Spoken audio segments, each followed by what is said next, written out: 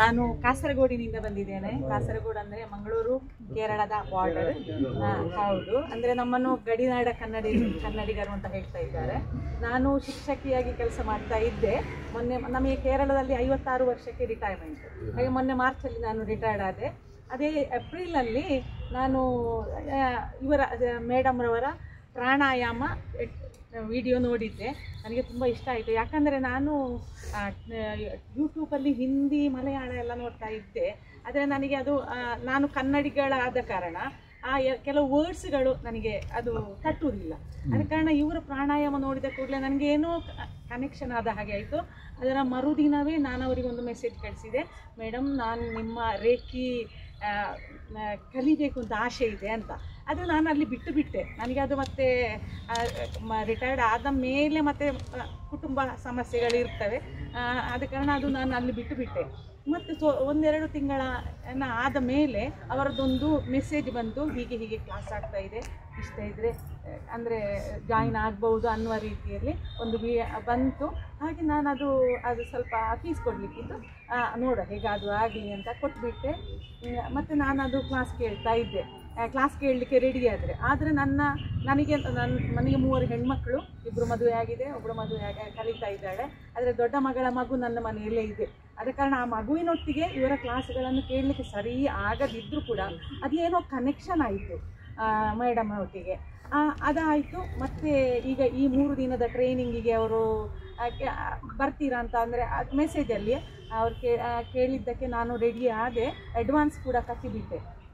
ಅಂದರೆ ನನಗೆ ಧೈರ್ಯ ಇರಲಿಲ್ಲ ಮನೆಯಿಂದ ಬರಲಿಕ್ಕೆ, ಈಚೆಗೆ ಬರಲಿಕ್ಕೆ ಆಗ್ತದೆ ಅನ್ನುವ ಧೈರ್ಯ ಇರಲಿಲ್ಲ. ಯಾಕಂದರೆ ಆ ಮಗುವಿನ ಅಮ್ಮ ಡ್ಯೂಟಿಗೆ ಹೋಗ್ತಾರೆ, ಅಪ್ಪ ಫಾರಿನಲ್ಲಿರೋದು, ಮತ್ತು ನನ್ನ ಯಜಮಾನರು. ಹಾಗೆ ಮನೆಯಲ್ಲಿ ಬೇರೆ ಹತ್ತಿರದಲ್ಲಿ ಸಂಬಂಧದಲ್ಲಿ ಅಲ್ಲಿ ಹತ್ತಿರ ಯಾರೂ ಇಲ್ಲ.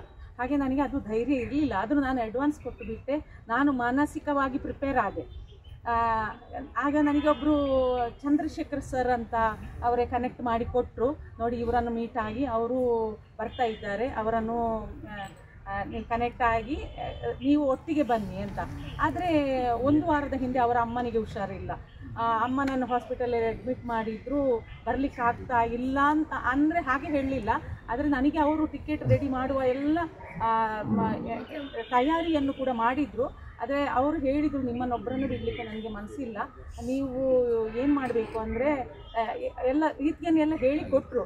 ಅದು ನನಗೂ ಅವರು ಬಾರದಿದ್ದರೆ ನಾನು ಬರೋದಿಲ್ಲ, ಅದು ಖಂಡಿತ. ಆದರೆ ಅದು ನಾನು ಬರೋದಿಲ್ಲ ಅಂತ ಇಲ್ಲಿ ಅನನ್ಯ ಮೇಡಮಲ್ಲೂ ಹೇಳಲಿಲ್ಲ, ಮೇಡಮಲ್ಲೂ ಹೇಳಲಿಲ್ಲ. ನಾನು ಬರ್ತೇನೆ. ಅದೇ ನನ್ನ ಮನಸ್ಸಿಗೆ ನಾನು ಏನು ಕೊಟ್ಟೆ, ಅಫರ್ಮೇಷನ್ ಕೊಟ್ಟೆ. ನಾನು ಆ ದಿನದಿಂದ ಅವರು ಯಾವಾಗ ಅಮ್ಮನಿಗೆ ಹುಷಾರಿಲ್ಲ ಅಂತ ಹೇಳಿದ್ದಾರೆ ಆ ದಿನದಿಂದ ನಾನು ಬೀದರಿಗೆ ಹೋಗ್ತೇನೆ, 3 ದಿನ ಇರ್ತೇನೆ, ಪುನಃ ಮನೆಗೆ ತಲುಪ್ತೇನೆ. ಮನೆಯಲ್ಲಿ ನನ್ನ ರಿಲೇಷನ್ನಲ್ಲಿ ಈ ರೀತಿಯಲ್ಲಿ ಅಂದರೆ ಇಲ್ಲಿ ಏನು ಸಿಕ್ಕಿದೆ ಅದನ್ನು ನಾನು ಹೇಳ್ತೇನೆ. ಆ ರೀತಿಯಲ್ಲಿ ನಾನು ಪ್ರತಿದಿನ ಬೆಳಗ್ಗೆ ಮಧ್ಯಾಹ್ನ ಸಂಜೆ ಅಂದರೆ ಮನೆಯಲ್ಲಿದ್ದೇನಲ್ಲ ಆವಾಗ ಅದೇ ಮೆಸೇಜ್ ಕೊಟ್ಟೆ. 2-3 ದಿನದ ಮೊದಲು ಮೇಡಮಿಂದ ಫೋನ್ ಬಂತು, ಅನನ್ಯ ಮೇಡಮಿಂದ ಫೋನ್ ಬಂತು, ಲೋಕೇಶ್ ಸರ್ ಮತ್ತು ರಫೀಕ್ ಸರ್ ಬರ್ತಾ ಇದ್ದಾರೆ, ನೀವು ಅವರಿಗೆ ಕನೆಕ್ಟ್ ಆಗಿ ಅಂತ. ನೋಡಿ ಯಾವ ರೀತಿ ನಾವು ನಮ್ಮ ಮನಸ್ಸನ್ನು ಯೂನಿವರ್ಸಿಗೆ ತೆರೆದಿಟ್ಟರೆ ಯೂನಿವರ್ಸಿಗೆ ಯಾವ ರೀತಿ ನಮಗೆ ಕನೆಕ್ಟ್ ಆಗ್ತಾ ಇದೆ ಅಂತ ನನಗೆ ಗೊತ್ತಾಯಿತು. ಖುಷಿಯಲ್ಲಿ ನಾನು ಹಾರಿಬಿಟ್ಟೆ, ಅಂದರೆ ಕುಣಿದು ಬಿಟ್ಟೆ. ಯಾಕಂದರೆ ನಾನು ಹೋಗ್ಲಿಕ್ಕೆ ಆಗೋದಿಲ್ಲ ಅಂತ ಎಣಿಸಿದವಳು ಈಗ ಬರ್ಲಿಕ್ಕೆ ಆಯ್ತಲ್ಲ, ಅದು ಒಂದು ವಿಷಯ. ಅಷ್ಟು ಮಾತ್ರ ಅಲ್ಲ, ನನ್ನ ಯಜಮಾನರು ನನಗೆ ಇದು ಸರಿ ವಿರುದ್ಧ ಇದ್ದರು. ಅವರು ನನ್ನನ್ನು ಕೆಲವೊಮ್ಮೆ ತಮಾಷೆ ಮಾಡೋದು, ಸಿಟ್ಟಿನಲ್ಲಿ ಬೈಯೋದು ಹಾಗೆಲ್ಲ ಇದ್ದರು. ಅದು ನನ್ನ ಮಕ್ಕಳು 3 ಕೂಡ ಸಪೋರ್ಟ್ ಇದ್ದರು, ಹೋಗಿ ಬಾ ಅಮ್ಮ ಅಂತ. ಅದೇ 2-3 ದಿನದ ಮೊದಲು ನನ್ನ 2ನೇ ಮಗಳ ಗಂಡ ಮನೆಗೆ ಬಂದಿದ್ದ. ಅವರಿಬ್ಬರು ನಾವು ರಾತ್ರಿ ಊಟ ಮಾಡ್ತಾ ಇರುವಾಗ ನನ್ನ ಗಂಡ ಬೈದೆ ಹೇಳಿದರು, ಇವಳಿಗೊಬ್ಬಳಿಗೆ ಬೀದರಿಗೆ ಹೋಗಬೇಕಂತೆ. ಬೀದರ್ ಅಂತ ಹೇಳಲಿಲ್ಲ, ಬೆಂಗಳೂರಿಗೆ ಹೋಗಬೇಕಂತೆ. ಅಲ್ಲಿ 3 ದಿನ ಇದ್ದಾಳಂತೆ, ಇನ್ನು 1 ವಾರ ಇಲ್ಲ ಅಂತೆ, ಈ ಮಗುವನ್ನು ಬಿಟ್ಟು ಹೋಗುದಂತೆ, ಹಾಗೆಲ್ಲ ಹೇಳಿದರು.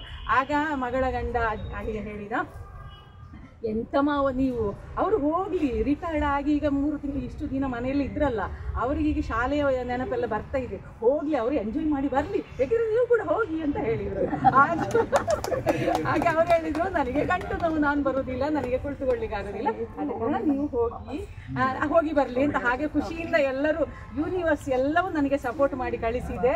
ಯೂನಿವರ್ಸಿಗೆ ಥ್ಯಾಂಕ್ ಯು. ಅದರ ಮೇಲೆ ನನ್ನ ಮೇಡಮಿಗೆ ನಾನು ಅವರಿಗಿಂತ ಹಿರಿಯಳು, ಆದರೂ ಕೂಡ ಅಮ್ಮನ ಹಾಗೆ ಅವರು ಹೇಳಿದ್ದಾರೆ, ನಾನು ಅವರಿಗೆ ಅಮ್ಮನ ಹಾಗೆ ಅದೇ ರೀತಿಯಲ್ಲಿ ಅವರು ನೋಡಿಕೊಂಡಿದ್ದಾರೆ ಕೂಡ. ಎಲ್ಲರಿಗೂ ಇಲ್ಲಿರುವ ಎಲ್ಲರೂ ಸದಸ್ಯರು ಕೂಡ ಎಲ್ಲ ಒಳ್ಳೆಯ ರೀತಿಯಿಂದ ನೋಡಿಕೊಳ್ತಾರೆ. ನಿನ್ನೆ ಮೆಡಿಟೇಷನ್ ಆಗಲೇ ಕೆಲವರು ಹೇಳಿದರು, ಕಾರಣ ಅದು ನಾನು ಹೇಳಲಿಕ್ಕೆ ಟೈಮ್ ಆಗ್ತದಲ್ಲ, ಅದೇ ಎಲ್ಲ ಮೆಡಿಟೇಷನ್ ತುಂಬ ಒಳ್ಳೆಯದಾಯಿತು.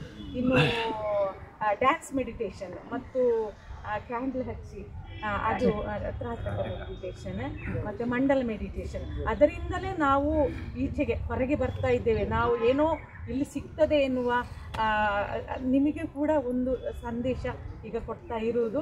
ನೀವು ಕೂಡ ಬನ್ನಿ, ನೀವು ಅನುಭವಿಸಿ ಅದನ್ನು, ಮತ್ತೆ ನೀವು ಇನ್ನೊಬ್ಬರಿಗೆ ಹೇಳ್ತಾ ಇರುವಿರಿ. ಅದ ಕಾರಣ ಥ್ಯಾಂಕ್ ಯು.